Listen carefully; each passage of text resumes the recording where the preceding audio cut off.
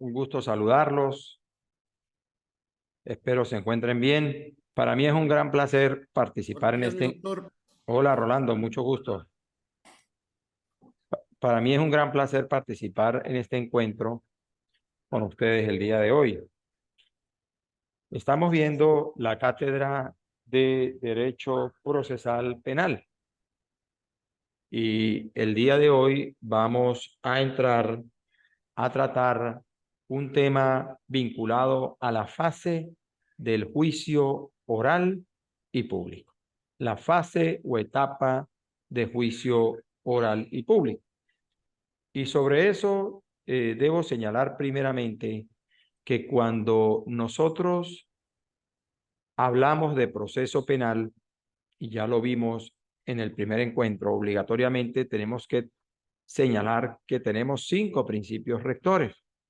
El principio de oralidad, el principio de inmediación, el principio de publicidad, el principio de contradicción y el principio de concentración y continuidad. El procedimiento o el proceso penal en Venezuela tiene varias modalidades procedimentales. Tenemos el procedimiento ordinario, el procedimiento especial para el juzgamiento de los delitos menos graves, el procedimiento especial para el juzgamiento de los delitos de género contra la mujer. Y aparte tenemos una gama de procedimientos especiales, como son el procedimiento breve o abreviado, el procedimiento para el juzgamiento de las faltas penales, que son hechos punibles de bajísima entidad, de poca sanción, de reducida o mínima sanción, el procedimiento para el juzgamiento de altos funcionarios, como el presidente, gobernadores, jefes miembros del alto mando militar, en fin, altos funcionarios. Tenemos el procedimiento de extradición, tenemos el procedimiento para el juzgamiento de los delitos de acción privada, tenemos el procedimiento para el ejercicio de la acción civil para la reparación de los daños y perjuicios que se produce dentro de la misma jurisdicción penal. En fin, hay una gama de procedimientos variados, pues, que permiten su viabilidad dependiendo del sujeto activo que sea investigado o también del tipo de hecho delictual ocurrido. Pero nosotros hemos enfocado en la cátedra sobre el procedimiento ordinario porque es el que mayor uso tiene en el contexto del proceso penal venezolano. Y el procedimiento ordinario, al igual que el procedimiento para delitos menos graves y el procedimiento para delitos de la mujer o contra la mujer, pues tienen una misma estructura procesal. 4 etapas: la fase preparatoria, la fase intermedia, la fase de juicio y la fase de ejecución de sentencia. Hoy vamos a hablar de la fase de juicio. Miren, nosotros en el aula, ustedes en el aula tienen el material íntegro de lo que es cada etapa del proceso, a nivel de bibliografía tipo libro o a través de unos resúmenes que yo he diseñado y que están debidamente cargados en el aula. Hablar de la etapa de juicio oral y público tiene que ver ya en el marco del procedimiento ordinario con la superación de las etapas anteriores. Primera etapa, la fase preparatoria o fase de investigación, que es aquella etapa donde se cumplen ciertos y determinados actos de investigación. Una persona denuncia a otra o una persona es detenida, la policía la detiene, la traslada al tribunal, hace su presentación física, se inicia la fase de investigación.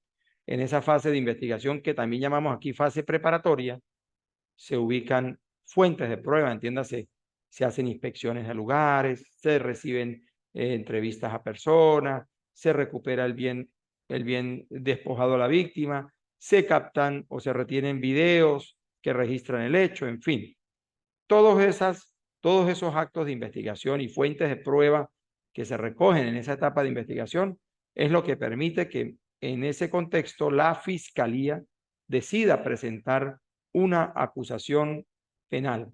Si la presenta, pues en esa acusación él señala allí los hechos, la identificación de la persona que está siendo acusada, es decir, los datos que permiten identificar plenamente al imputado, ¿verdad? Una relación clara y precisa de los hechos que acreditan esa acusación, que son los hechos, a modo de ejemplo, del robo que se produjo, ¿verdad?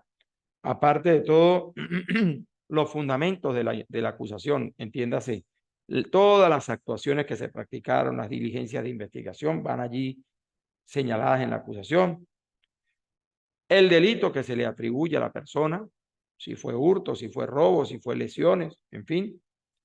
Aparte, ahí en ese escrito, el fiscal ofrece los medios de prueba para el eventual juicio oral y público, y cada medio de prueba, si promueve el testimonio de X persona, dirá, con ese testimonio voy a demostrar que el acusado en fecha tal y a la hora tal usó un arma de fuego y disparó o robó, en fin, tiene que señalar los medios de prueba y finalmente solicitar en ese escrito acusatorio el enjuiciamiento de la persona. Entonces, una vez que el fiscal presenta esa solicitud de enjuiciamiento o esa acusación, el juez está obligado a convocar a una audiencia, el juez de control está obligado a convocar a una audiencia preliminar. Y esa audiencia preliminar, ¿para qué sirve? Bueno, en esa audiencia acuden tanto el acusado, el imputado, el fiscal, la víctima y el abogado defensor. Y en el despacho del juez el fiscal agarra y presenta su acusación, le da lectura al escrito acusatorio íntegro con el señalamiento de los hechos, el derecho aplicado del delito que se le atribuye y las pruebas que está promoviendo. ¿Qué hace el defensor? El defensor hace sus alegatos allí también, promueve sus propios medios de prueba para atacar la acusación de la fiscalía y una vez que termina la audiencia, el juez de control pues decide admitir o no la acusación penal. Si la admite, pues pasaremos a la etapa del juicio oral y público. Entonces, a esa etapa estamos llegando el día de hoy.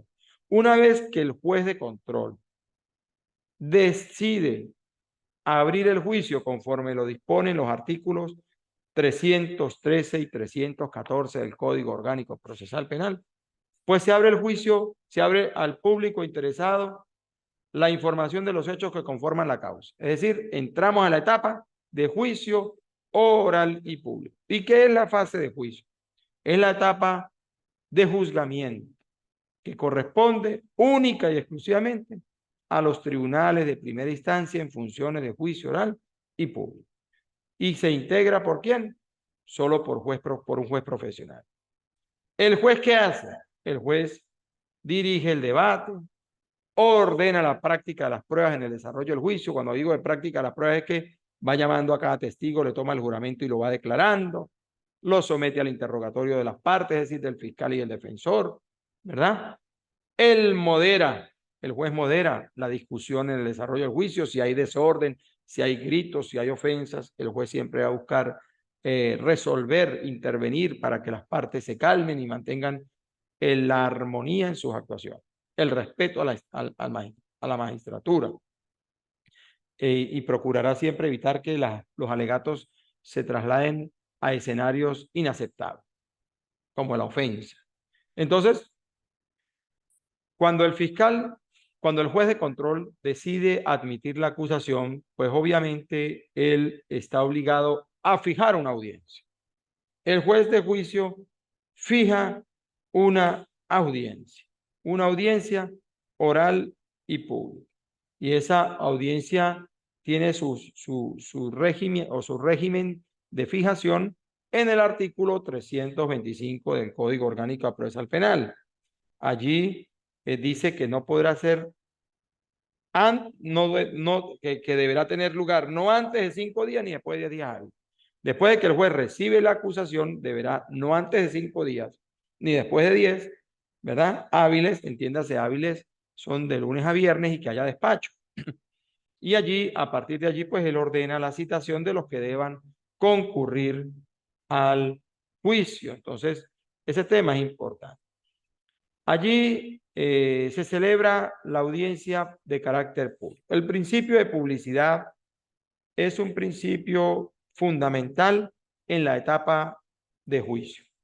El artículo 316, el artículo 316 del Código Orgánico Procesal Penal dispone que el debate será público, pero el tribunal podrá resolver que se efectúe el juicio sin publicidad en algunas circunstancias. Por ejemplo, cuando se trate de algún delito que afecte el pudor o la vida privada de alguna de las personas, de las partes o de alguna persona citada para declarar en el juicio. O, por ejemplo, que se ponga en riesgo un secreto oficial del Estado, peligre un secreto oficial o vaya a rendir declaración un menor de edad, o cualquier otro criterio que en consideración del juez considere que la publicidad pudiera causar un perjuicio. Por ejemplo, también una fórmula comercial de algún producto. A modo de ejemplo, una marca que la persona venga al juicio a decir cuáles son los ingredientes para producir determinada marca o determinado producto de marca reconocida. Para no poner en riesgo ello, obligatoriamente, el juez está obligado a prescindir de la publicidad del juicio oral y público. En atención a ello, debo señalar que la publicidad es un principio rector del modelo acusatorio, pero también tiene sus limitaciones establecidas en el artículo 316 del Código Orgánico Procesal Penal. El tribunal, por eso dice, el debate será público, pero el tribunal podrá prescindir de esa publicidad en las circunstancias que he planteado en el código, específicamente en ese artículo 16 del Código Orgánico Procesal Penal. Seguimos avanzando, seguimos avanzando. Bueno, se aperturó el debate, se dio la apertura del debate. Ya fue fijado el debate y se apertura. Esa apertura está enunciada en el artículo 327 del Código Orgánico Procesal Penal.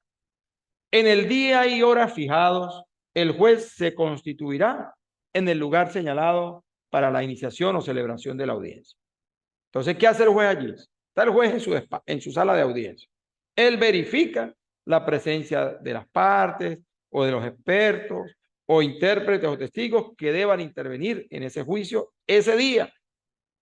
Declara el juez abierto el debate, advirtiéndole siempre al acusado y al público la importancia y significado del acto a fin de que guarden la compostura debida.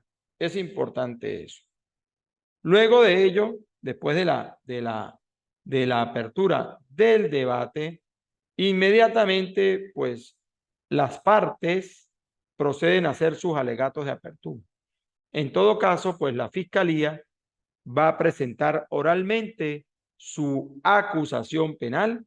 Allí fijará el elemento fáctico que son los hechos, anunciará que con esas pruebas promovidas y admitidas demostrará que el hecho verdaderamente ocurrió y procurará anunciar que el fin del juicio, la finalidad es alcanzar una sentencia condenatoria. Lo propio hará el defensor en contraposición a lo que pretenda señalar allí la Fiscalía. Como lo ves, el defensor buscará traer o allegar a través de los medios de prueba promovidos el derribamiento de la teoría del caso fiscal a través de sus propios testigos. Es decir, él se va a oponer a la acusación en el marco del debate.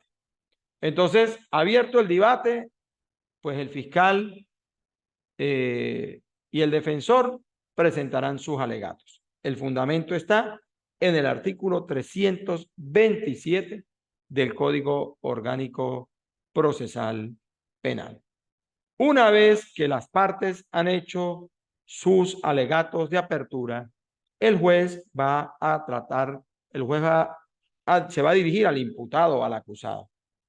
Después de las exposiciones de las partes, el juez le va a decir le va a expresar al acusado el derecho que tiene de rendir declaración. Y en caso de no hacerlo, a la posibilidad de que se acoja al precepto constitucional previsto en el artículo 49, numeral 5 de la Constitución venezolana, que exime de cualquier responsabilidad al acusado que se quiera acoger al derecho de no querer rendir declaración. Eso lo encontramos en el artículo 330 del Código Orgánico Procesal Penal. Y si el acusado decidiera hacer uso de la declaración, pues lo hace sin juramento. A partir de allí puede ser objeto de interrogatorio por parte de la Fiscalía y de la misma defensa. Entonces, eso es importante también. Luego de eso viene la práctica probatoria, la recepción de las pruebas. Es decir, en el juicio se empiezan a recibir los medios de prueba que han sido admitidos tanto para la Fiscalía como para la defensa en la etapa anterior, que es la audiencia preliminar. Esos medios de prueba que el juez de control decidió admitir con la acusación y con la proposición que hace la defensa, pues entran a ser recibidos en la etapa de juicio conforme los postulados del artículo 336 del Código Orgánico Procesal Penal. El artículo 336 señala que después de la declaración del acusado, el juez procederá a recibir la prueba en el orden indicado en los artículos siguientes. Cuando hablo de artículos siguientes me refiero al 337, 338 y 341 del Código Orgánico Procesal Penal. Primero recibe la declaración de los expertos. Ellos tienen que declarar sobre los informes o los dictámenes o las experticias que han suscrito y que han sido admitidos como prueba pericial. Ellos declararán sobre el contenido y de esos dictámenes que han realizado como expertos y deberán someterse al interrogatorio de las partes, entiéndase, del fiscal y del defensor, al igual que del mismo juez en caso de que el juez considere útil formularle alguna interrogante. Luego de la declaración de los expertos, vendrán los testigos, sean directos o indirectos, testigos familia, testigos X. En Venezuela rige la prueba libre, es decir, aquí no hay impedimento alguno para que un familiar pueda o quiera ser testigo de su propio familiar en un determinado caso. Es total y absolutamente válido y la disposición la encontramos en el artículo 338 del Código Orgánico Procesal Penal. En el marco de esa declaración que rinden los testigos en el juicio, pues ellos deben, luego de ser juramentados, ¿verdad? Rinden el testimonio y deben ser, y son sujetos a un interrogatorio, bien sea cumplido por la fiscalía, por el fiscal o por el defensor, o el juez de considerarlo necesario. Ahora, si el experto, si el testigo no comparece al llamamiento de juicio, ¿verdad? Citado, que haya sido comprobada su citación y de manera contumaz se nieguen a comparecer sin motivo alguno, el juez puede perfectamente ordenarle a la fuerza pública el traslado de ese testigo. Ir la policía, ubicarlo en su domicilio o en su lugar de trabajo o donde se encuentre y hacerlo comparecer. Es importante eso. Aparte de la prueba de expertos, de la prueba de testigos, también tenemos las pruebas documentales. Entiéndase aquí un documento notariado, un documento registrado, una inspección técnica, un acta policial, un testamento, cualquier documento que sea promovido y admitido como medio de prueba en un proceso penal, en la etapa de juicio debe ser leído y exhibido durante el debate y debe señalarse allí el origen. El tribunal podría inclusive, de manera excepcional, siempre y cuando las dos partes, el fiscal y el defensor, estén de acuerdo, prescindir o evitar la lectura íntegra del documento cuando es muy largo. Y entonces podrían ir exactamente a reproducciones por lectura a modo de síntesis, lo más importante del documento. Eso podría darse allí. Luego de que el experto o los expertos, los testigos y las documentales sean incorporadas por su lectura, vendría la discusión y cierre final del debate. Pero antes del debate, pudiese cualquiera de las partes, en el curso de la audiencia de juicio oral, advertirle al tribunal de juicio la posibilidad de una modificación en el cambio de la calificación del delito por el que fue acusado. Por ejemplo, si en el juicio alguna de las partes ha advertido que el delito es más grave en cuanto es más grave por el que fue acusado inicialmente, podría perfectamente esa parte, en este caso la fiscalía, advertirle al juez la necesidad de que haya un cambio de calificación. O en su defecto, si el defensor observa que el delito es más leve al que fue o por el que fue acusado su defendido, pues también podría advertirlo, ¿verdad? Al juez para que el juez en esa etapa, conforme lo fija el artículo 333, en esa oportunidad procesal, pueda ajustar la calificación. Por ejemplo, un hurto calificado, convertirlo en un hurto simple, que tiene menor sanción. O un hurto calificado, convertirlo en robo agravado si en el juicio se logra demostrar que no se trató de un hurto, sino de un robo, porque hubo violencia física sobre la cosa y sobre la persona. Entonces, esos temas resultan discutibles antes de las conclusiones en la audiencia de juicio oral y público. Y ya luego entramos a la discusión final y cierre del debate. Terminada toda la práctica probatoria, ya declararon los testigos, ya declararon los expertos, los testigos tanto de la fiscalía como de la defensa, se incorporaron los documentos correspondientes por su lectura que fueron admitidos como medios de prueba. Ya entramos a la fase de discusión final y cierre del debate. El artículo 343 de nuestro Código Orgánico Procesal Penal dispone que terminada la recepción de las pruebas, el juez concederá la palabra sucesivamente al fiscal y al defensor para que cierren el juicio con unas conclusiones en función a lo que han podido observar en el desarrollo del juicio a través de la práctica de las pruebas, a través de las pruebas que fueron debidamente evacuadas en ese juicio oral y público. En esas conclusiones está prohibido darle lectura a los escritos, salvo que se trate de citas textuales de doctrina o de alguna sentencia que permita ilustrar de buena manera al tribunal, pero también debo decir que si en ese momento de las conclusiones, por ejemplo, el fiscal hace su conclusión, el defensor hace su cierre y el fiscal quiere hacer uso de la réplica, podría hacerlo, podría hacer uso de la réplica, ¿verdad? Y en todo caso, el defensor también podría hacer uso de la contrarréplica. Yo quiero que quede claro eso. O sea, en la discusión final y cierre del debate, cada quien plantea sus conclusiones y cada quien tiene derecho a la réplica y a la contrarréplica.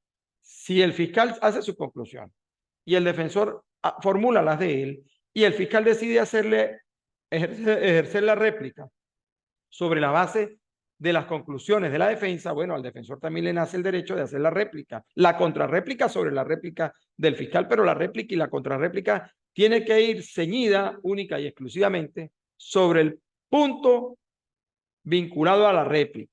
La contrarréplica no puede ser sobre un punto distinto a la réplica del fiscal. Ya luego el juez, una vez que han terminado las conclusiones, ¿verdad? le va a preguntar al acusado